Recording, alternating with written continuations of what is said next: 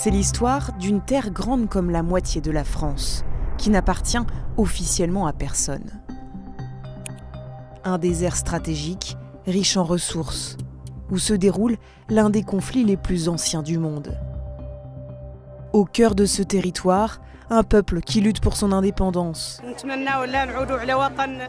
Alors comment Rabat a réussi à s'accaparer le Sahara occidental? Le roi et désormais Hassan II décide d'avancer ses propres pions. Le Sahara, la réunification de la nation, c'est l'aspiration constante de mon peuple. Je ne peux donc pas aller à contre. La paix n'est pas seulement l'absence de conflit. La paix, c'est la capacité de transformer les blessures de l'histoire avant qu'elles ne deviennent la prison des générations futures.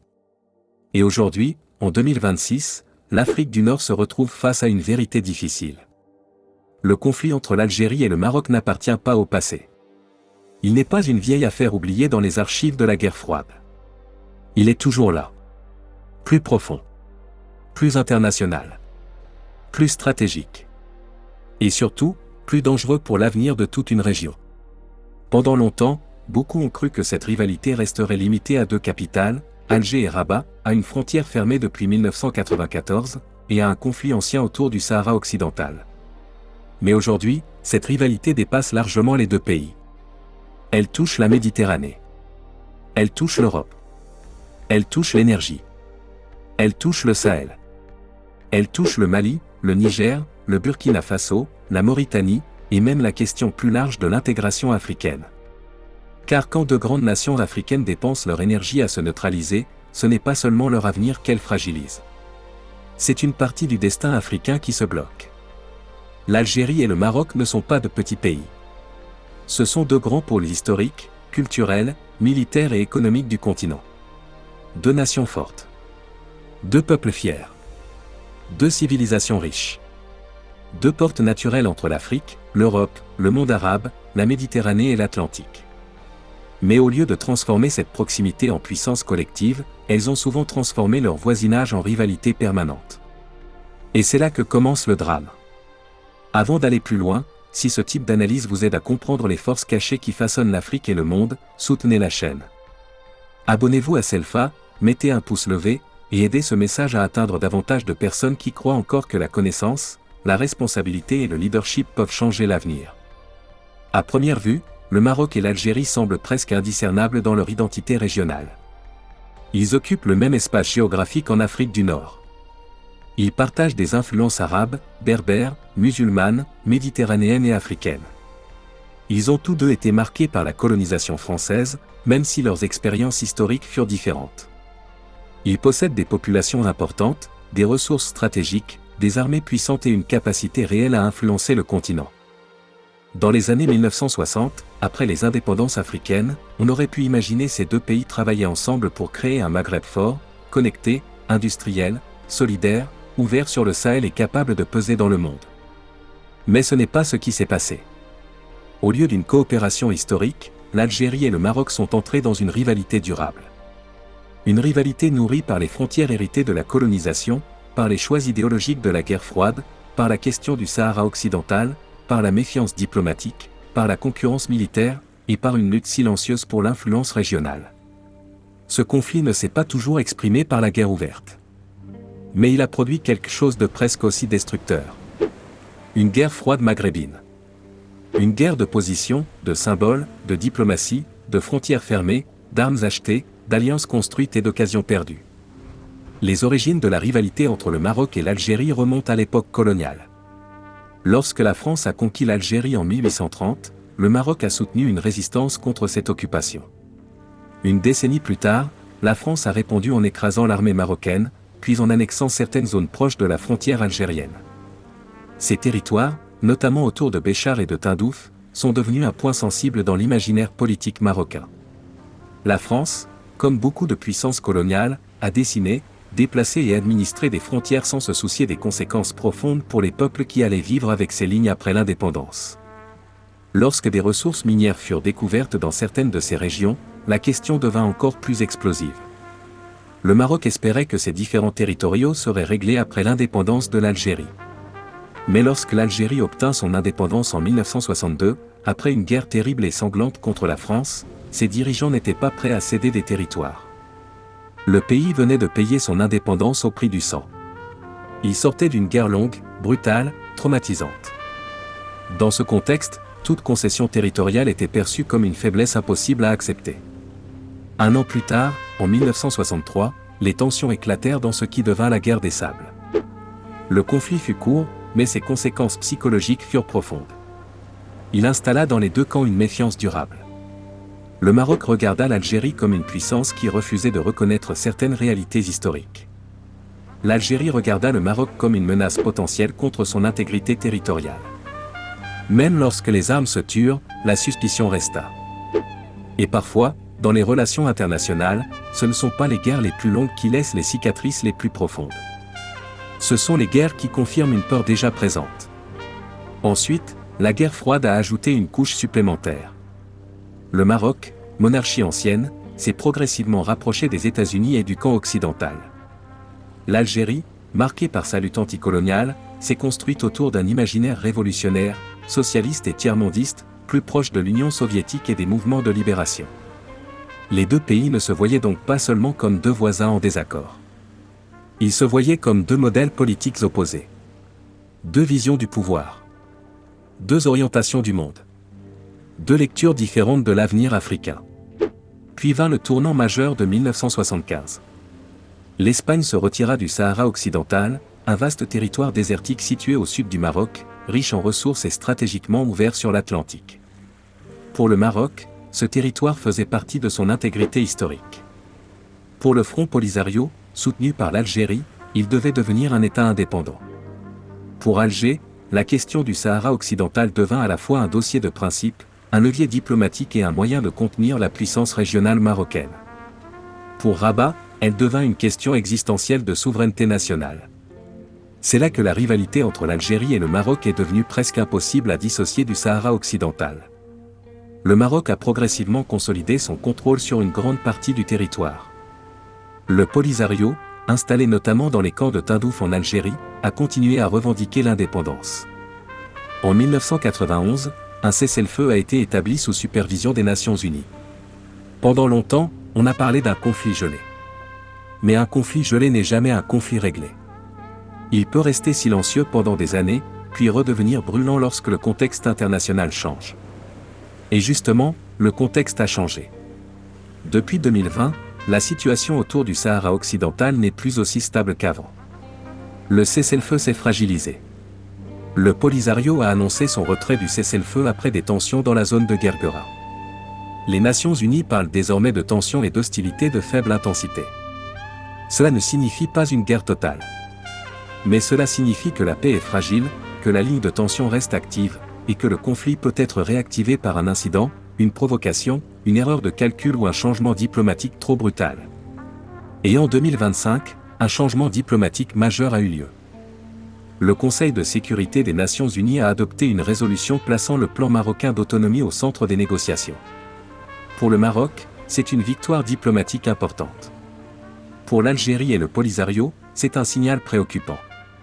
Car cela montre que le rapport de force international évolue.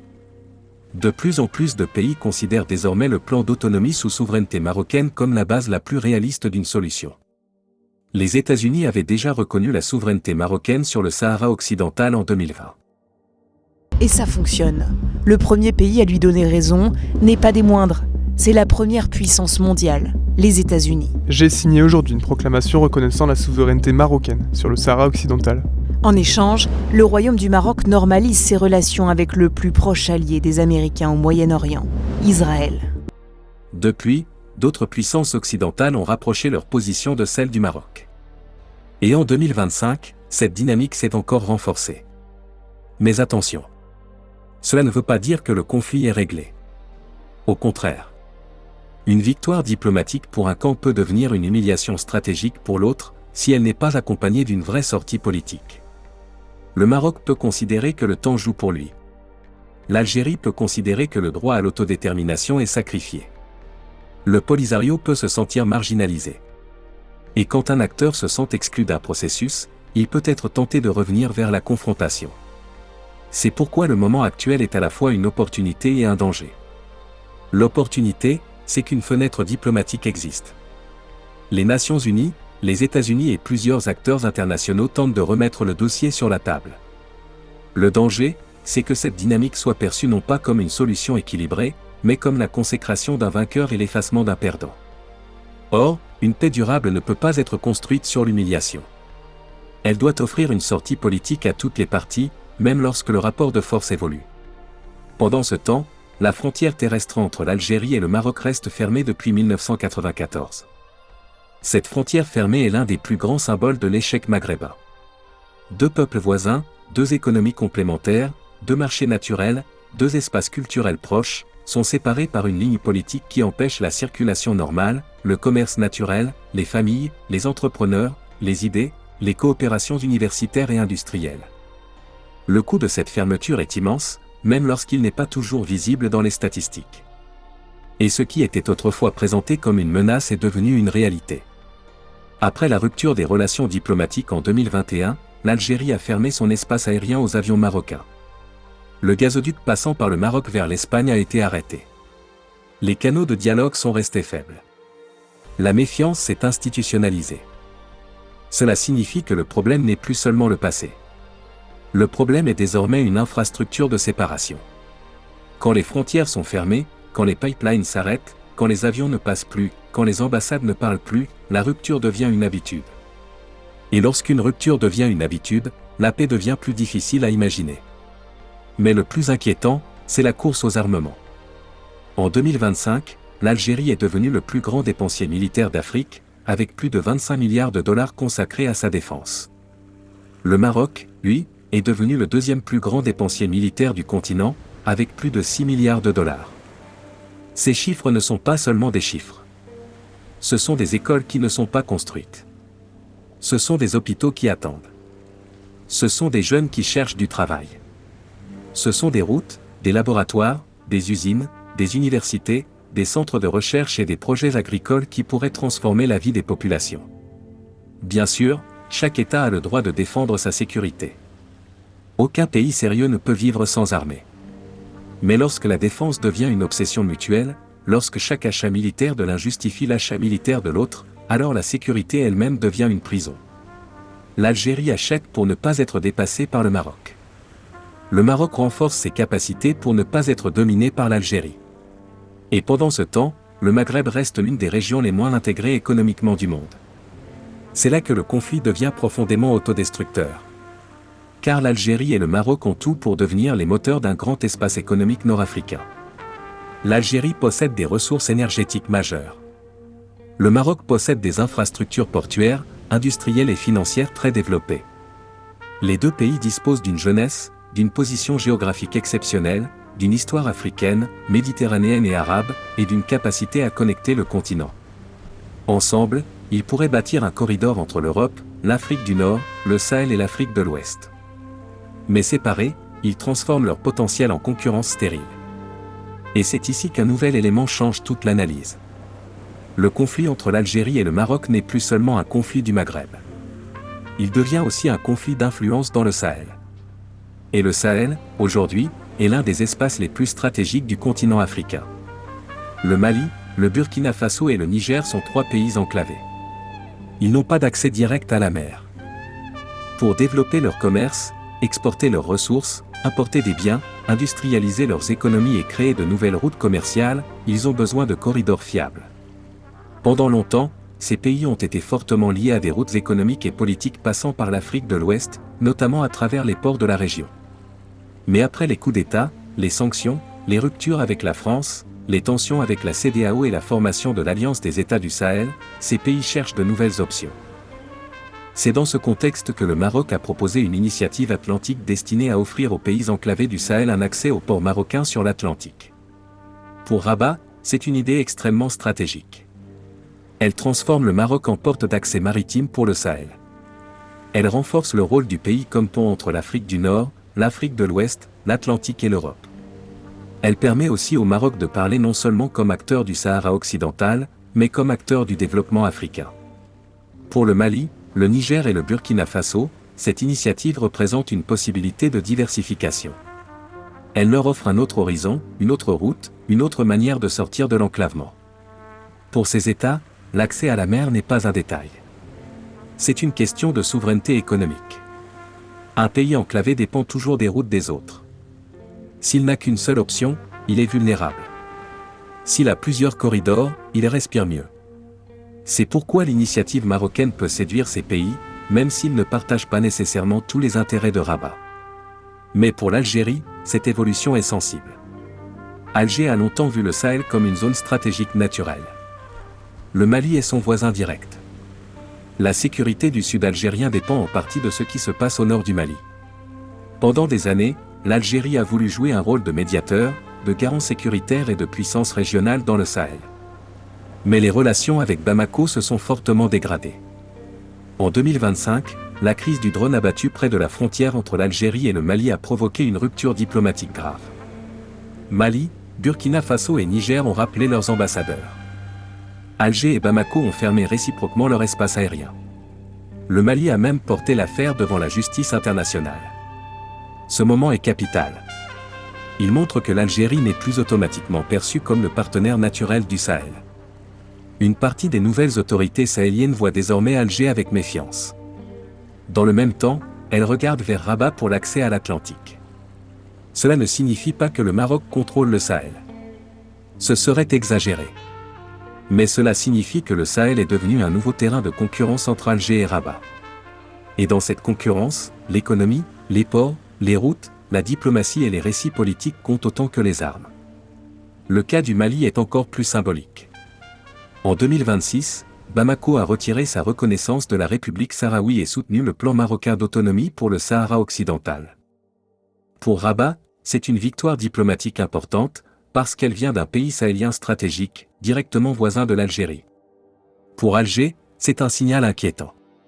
Cela montre que certains partenaires africains, y compris dans son environnement sécuritaire proche, peuvent basculer vers la ligne marocaine. Voilà pourquoi le conflit prend une nouvelle dimension. Il ne s'agit plus seulement de savoir si le Sahara occidental sera indépendant, autonome ou intégré sous souveraineté marocaine. Il s'agit aussi de savoir qui offrira une vision d'avenir aux pays du Sahel. Qui leur offrira des routes? Qui leur offrira des ports? Qui leur offrira des corridors? Qui leur offrira une diplomatie utile? Qui leur offrira une place dans une Afrique qui commerce davantage avec elle-même? Car le vrai scandale africain est là. L'Afrique du Nord et l'Afrique subsaharienne commercent encore trop peu entre elles. Les routes économiques restent souvent tournées vers l'Europe, vers l'extérieur, vers les anciennes logiques d'exportation. Pendant ce temps, les échanges intra-africains restent faibles. Le Maghreb pourrait devenir une passerelle historique entre l'Europe et l'Afrique, entre la Méditerranée et le Sahel, entre l'Atlantique et le Sahara. Mais pour cela, il faudrait de la coopération. Il faudrait de la confiance. Il faudrait une vision qui dépasse les rancunes. La rivalité entre l'Algérie et le Maroc bloque donc bien plus qu'une frontière. Elle bloque une architecture continentale. Elle bloque un rêve maghrébin. Elle affaiblit l'Union africaine. Elle complique les politiques sahéliennes. Elle fragilise les routes commerciales. Elle encourage les puissances extérieures à jouer leur propre jeu. Car chaque fois que deux frères se divisent, quelqu'un d'autre vient vendre des armes, signer des contrats, prendre de l'influence et orienter l'avenir à leur place. C'est une leçon que l'Afrique doit regarder en face. Les divisions internes du continent ne restent jamais internes. Elles deviennent des opportunités pour les autres. Quand le Maroc et l'Algérie ne coopèrent pas, les États-Unis, la France, la Russie, la Chine, l'Espagne, les pays du Golfe et d'autres acteurs trouvent chacun un espace pour avancer leurs intérêts. Ce n'est pas nécessairement illégitime. Chaque puissance défend ses intérêts. Mais la vraie question est celle-ci. Où est l'intérêt africain? Où est la stratégie africaine? Où est la capacité des grandes nations du continent à se parler avant que les autres ne parlent à leur place? Le Maroc avance aujourd'hui avec une stratégie claire. Il cherche à consolider son contrôle diplomatique sur le Sahara occidental. Il développe ses infrastructures atlantiques. Il renforce ses liens avec l'Afrique de l'Ouest et le Sahel. Il présente son autonomie pour le Sahara occidental comme une solution réaliste. Il se positionne comme un acteur de stabilité, d'investissement et de connexion. Cette stratégie produit des résultats. Plusieurs pays africains et occidentaux se rapprochent de la position marocaine. L'Algérie, de son côté, reste une puissance incontournable. Elle possède une armée forte, des ressources énergétiques majeures, une profondeur territoriale, une tradition diplomatique importante et une influence historique dans les mouvements de libération. Mais elle se trouve aujourd'hui face à un choix difficile. Soit elle continue de défendre la même position en espérant que le rapport de force international change. Soit elle redéfinit sa stratégie pour éviter l'isolement progressif. Car dans la diplomatie, il ne suffit pas d'avoir raison dans son propre récit. Il faut aussi convaincre, construire des alliances, proposer une sortie et rester capable de parler à ses adversaires. La grande erreur serait de transformer ce sujet en propagande. Ce n'est pas le rôle de Selfa. Le Maroc n'est pas un ange. L'Algérie n'est pas un démon. Le Polisario n'est pas une simple note de bas de page. Les Sahraouis ne sont pas des objets géopolitiques sans voix. Chaque acteur a son histoire, ses blessures, ses arguments, ses intérêts et ses contradictions. Mais une chose est claire. Le statu quo détruit de la valeur. Il nourrit la méfiance. Il coûte des milliards. Il bloque l'intégration. Il empêche deux peuples proches de se parler normalement. Et il empêche l'Afrique de transformer une région stratégique en moteur de développement. Si cette analyse vous aide à voir au-delà de la propagande et à comprendre ce que la division coûte réellement aux nations africaines, prenez une seconde pour soutenir ce travail. Mettez un pouce levé, abonnez-vous à Selfa, et restez avec nous jusqu'à la fin, car la leçon ici dépasse largement le Maroc et l'Algérie. Aujourd'hui, nous sommes donc face à un tournant. D'un côté, le Maroc engrange des victoires diplomatiques autour du Sahara occidental. De l'autre, l'Algérie voit son environnement régional devenir plus compliqué, notamment dans le Sahel. Entre les deux, les Nations Unies tentent de relancer un processus politique. Et au sud, les États du Sahel cherchent des routes, des ports, des partenaires et des marges de manœuvre. Tout est lié. Le Sahara occidental n'est plus seulement une question de territoire. C'est une question de corridors, de ports, de sécurité, d'énergie, de diplomatie et de futur africain. Le danger, c'est que chaque camp lit ses évolutions comme une raison d'être plus dur. Le Maroc pourrait croire que le temps travaille totalement pour lui et qu'il n'a plus besoin de concessions. L'Algérie pourrait croire qu'elle doit résister davantage pour ne pas perdre son rang. Le Polisario pourrait croire que la lutte diplomatique est fermée et que seule la pression peut encore compter. Les pays du Sahel pourraient utiliser cette rivalité pour multiplier les options, mais aussi se retrouver aspirés dans un jeu qui les dépasse. Et c'est ainsi que les conflits se complexifient. Ils commencent avec une question territoriale, puis deviennent des luttes d'influence, puis des réseaux d'alliances, puis des blocs psychologiques que personne n'arrive plus à démonter. Mais il existe aussi une autre voie. Une voie difficile, mais nécessaire. L'Algérie et le Maroc pourraient comprendre que leur rivalité a atteint ses limites. Ils pourraient reconnaître qu'aucune des deux nations ne disparaîtra. Que l'Algérie restera une puissance régionale. Que le Maroc restera une puissance régionale. Que le Sahara occidental exige une solution politique durable. Que les Sahraouis doivent avoir une dignité réelle dans toute solution. Que le Sahel a besoin de corridors de développement, pas seulement de bases militaires et de discours sécuritaires. Que l'Afrique ne peut pas entrer dans le futur avec des frontières mentales héritées du passé. La vraie grandeur politique, ce n'est pas d'humilier l'autre. C'est de trouver la formule qui permet à son propre peuple d'avancer sans condamner le voisin à la rancune éternelle. La vraie victoire stratégique, ce n'est pas seulement de gagner une résolution. C'est de construire une paix qui survive à la résolution. La vraie puissance africaine, ce n'est pas seulement d'acheter des avions, des chars, des drones ou des missiles. C'est de construire des écoles, des ports, des industries, des universités, des chemins de fer, des chaînes de valeur et des peuples capables de croire à leur avenir. Le conflit entre l'Algérie et le Maroc montre une vérité dure. Les nations peuvent avoir raison sur certaines blessures et torts dans la manière de les gérer. Elles peuvent être fières de leur histoire, mais prisonnières de cette même histoire. Elles peuvent défendre leur souveraineté, mais oublier que la souveraineté devient faible lorsqu'elle détruit les opportunités de ses propres citoyens. Elles peuvent parler de dignité nationale tout en laissant leurs jeunes rêver d'un avenir ailleurs. Et c'est ici que la leçon devient profondément africaine. Le continent n'a pas seulement besoin de pays puissants. Il a besoin de pays capables de transformer leur puissance en responsabilité. L'Afrique n'a pas seulement besoin de dirigeants qui défendent des drapeaux. Elle a besoin de dirigeants qui construisent des ponts. L'Afrique n'a pas seulement besoin de discours de souveraineté. Elle a besoin de souveraineté productive. Celle qui nourrit, qui éduque, qui soigne, qui industrialise, qui connecte, qui protège et qui libère les générations futures. Le Maroc et l'Algérie peuvent continuer à se regarder comme deux adversaires condamnés à se bloquer. Ou ils peuvent commencer à se regarder comme deux piliers qui, s'ils acceptaient de réduire la méfiance, pourraient transformer tout le nord-ouest africain. Imaginez une région où les frontières s'ouvrent progressivement. Où l'énergie algérienne, l'industrie marocaine, les ports atlantiques, les corridors sahéliens, les marchés ouest-africains et les compétences de la jeunesse deviennent complémentaires. Imaginez un axe qui relie Alger, Rabat, Nouakchott, Bamako, Niamey, Ouagadougou, Dakar, Abidjan et Lagos. Imaginez ce que cela représenterait pour l'Afrique. Mais pour imaginer cela, il faut d'abord avoir le courage de reconnaître l'échec actuel. Une frontière fermée depuis 1994 est un échec. Une course aux armements permanente est un échec. Une diplomatie qui ne parle plus est un échec. Un Maghreb incapable de s'intégrer est un échec. Un Sahel obligé de chercher des routes de survie pendant que les puissances voisines se disputent est un échec. Et un continent qui laisse ses divisions internes devenir des opportunités pour les puissances extérieures doit se poser des questions très sérieuses.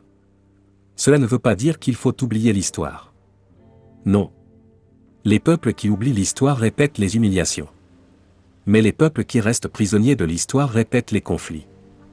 Il faut donc faire quelque chose de plus difficile. Se souvenir sans être prisonnier. Défendre ses intérêts sans détruire l'avenir commun. Chercher la justice sans fabriquer une haine éternelle. Protéger sa souveraineté sans refuser toute coopération. En 2026, la question n'est plus simplement de savoir qui a raison entre Alger et Rabat. La question est de savoir combien de temps encore l'Afrique acceptera que deux de ces grandes nations brûlent leur énergie dans une rivalité qui empêche la région de devenir ce qu'elle pourrait être. Combien de temps encore les jeunes Marocains, Algériens, Maliens, Nigériens, Burkinabés, Mauritaniens et Sahraouis devront payer le prix des blocages politiques? Combien de temps encore les milliards iront vers la peur au lieu d'aller vers l'avenir? Il ne faut pas être naïf. La réconciliation ne se fera pas en un jour. Elle ne viendra pas par une belle phrase ou une photo officielle. Elle exigera du courage. Elle exigera des concessions. Elle exigera des garanties. Elle exigera une diplomatie intelligente. Elle exigera une vision africaine plus grande que l'orgueil national. Mais toute grande transformation commence par une idée simple. Ce qui détruit nos enfants ne peut pas être appelé victoire. Et c'est ici que Selfa vous laisse avec une vérité dure. Une nation qui refuse de guérir ses vieilles blessures finit toujours par les faire payer à l'avenir de ses enfants. Les frontières peuvent diviser les territoires, mais l'orgueil, la méfiance et la propagande divisent les esprits. Le Maroc et l'Algérie ne sont pas condamnés à rester prisonniers d'hier. Mais la paix ne viendra jamais des discours seuls. Elle viendra du courage. Elle viendra du leadership. Elle viendra de la capacité à choisir les routes, les écoles, les hôpitaux, le commerce, la jeunesse et la dignité, plutôt que les armes, la suspicion et la rivalité sans fin. L'Afrique n'a pas besoin de plus de frères divisés. L'Afrique a besoin de nations capables de transformer la douleur en sagesse, l'histoire en responsabilité, et le pouvoir en service. Voilà la vraie leçon. Les vieilles blessures peuvent détruire des générations lorsque les dirigeants refusent de s'élever au-dessus d'elles. Mais elles peuvent aussi devenir la fondation d'un avenir plus fort lorsque les peuples décident que cela suffit. Si cette vidéo vous a ouvert les yeux, soutenez Selfa maintenant. Abonnez-vous à la chaîne. Mettez un pouce levé. Partagez ce message avec quelqu'un qui croit encore que l'Afrique peut se relever par la vérité, le courage, la discipline et l'unité. Ici, nous ne regardons pas l'histoire comme des spectateurs passifs. Nous la transformons en leçon de leadership, de croissance et d'éveil. Restez éveillés. Restez responsables. Et n'oubliez jamais ceci. L'avenir n'appartient pas à ceux qui répètent les vieilles blessures. Il appartient à ceux qui osent enfin les guérir. Nous vous remercions d'avoir regardé. Nous espérons que cette vidéo vous a apporté un éclairage précieux. N'oubliez pas de vous abonner à notre chaîne et d'activer la fonction de notification pour rester au courant de nos vidéos informatives.